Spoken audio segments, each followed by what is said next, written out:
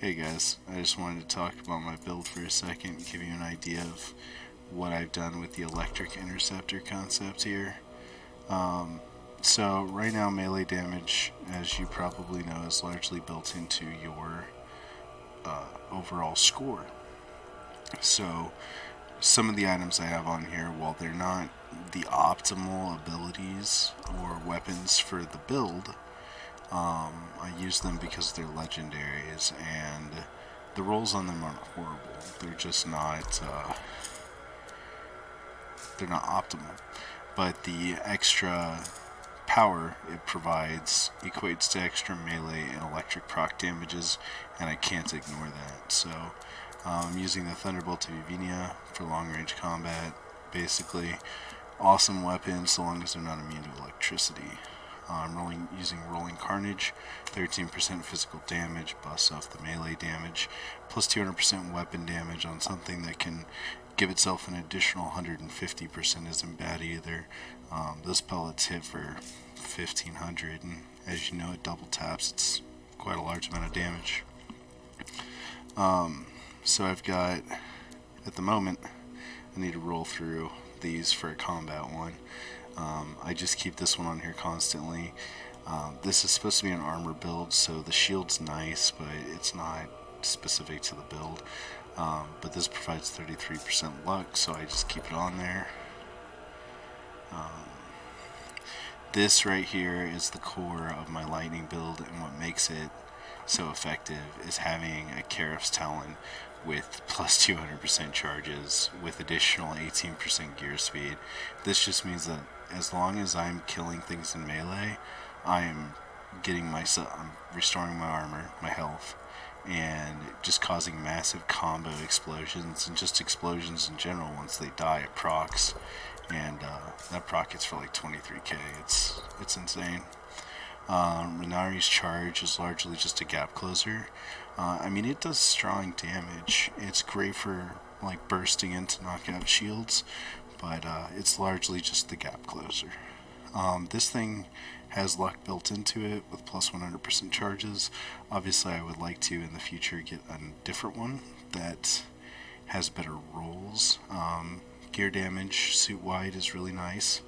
I would prefer it had something more physical and maybe, not a harvest and luck bonus, but this makes it perfect for free roaming. I mean, you have a gap closer you can spam that has luck and harvest bonus. That's not too bad for farming.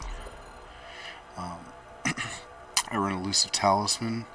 The ability to reload your weapons and have unlimited ammo makes this too overpowered. I expect that they will nerf the reload, so it won't provide unlimited ammo. It'll pull from your ammo pool, at which point I might remove it, but we'll just have to see.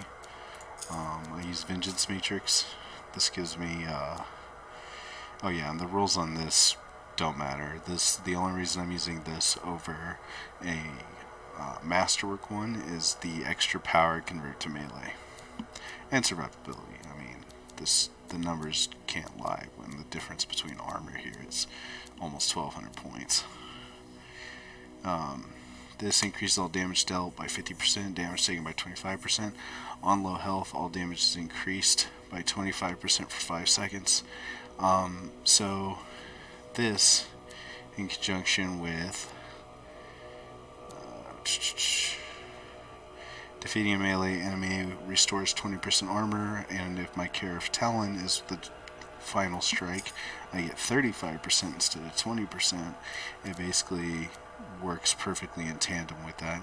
This is also stacking ultimate at plus 20% speed, which is an awesome stat to have as an interceptor, especially now that they buffed the ultimate.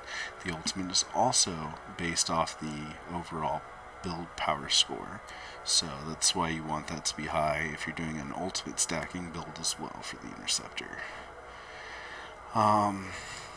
This increases the shields by a large amount. It's honestly, it's not super effective. I want to replace this one out as soon as I can, but getting a 75% damage resistance for 5 seconds when shields run out plus 20% on the damage and plus 45% on the melee made this just irresistible. I think that this will probably be getting swapped out for a legendary. Hopefully I can find a legendary softening blows. That would be slick, but I don't even know if such a thing exists.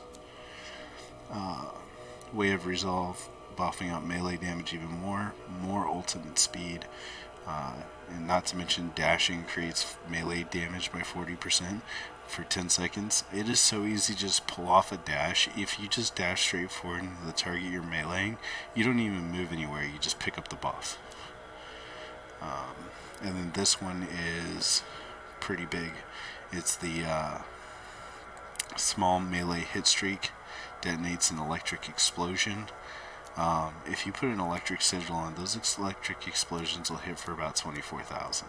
It's super amazing.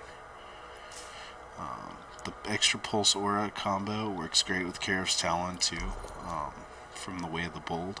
So this, minus having not the most amazing stats rolled with it, is just super strong. And, you know, extra power for legendary version. I would say that the Masterwork version might be better if your base melee damage wasn't so directly intertwined with your power. That's pretty much the build concept I have. I would like to, the ultimate goal here is for this to become Old Stacker. I need to get a Viper's Bite, preferably a legendary one, but just a Viper's Bite would be nice, that has plus 100% charges, or just extra ultimate generation, the ultimate speed. That would potentially work as well. As it currently stands for ult stacking, it's okay, just running a standard Viper's Bite with everything else, but it still takes too long. There's times where I don't have my ult up in order to mitigate damage, and I'm just way too deep in crap and I can't get out. Gets me killed sometimes. So Old Stacker build's not quite working, but this one works phenomenally just because of the pure damage it puts out. Anyway, that's my build.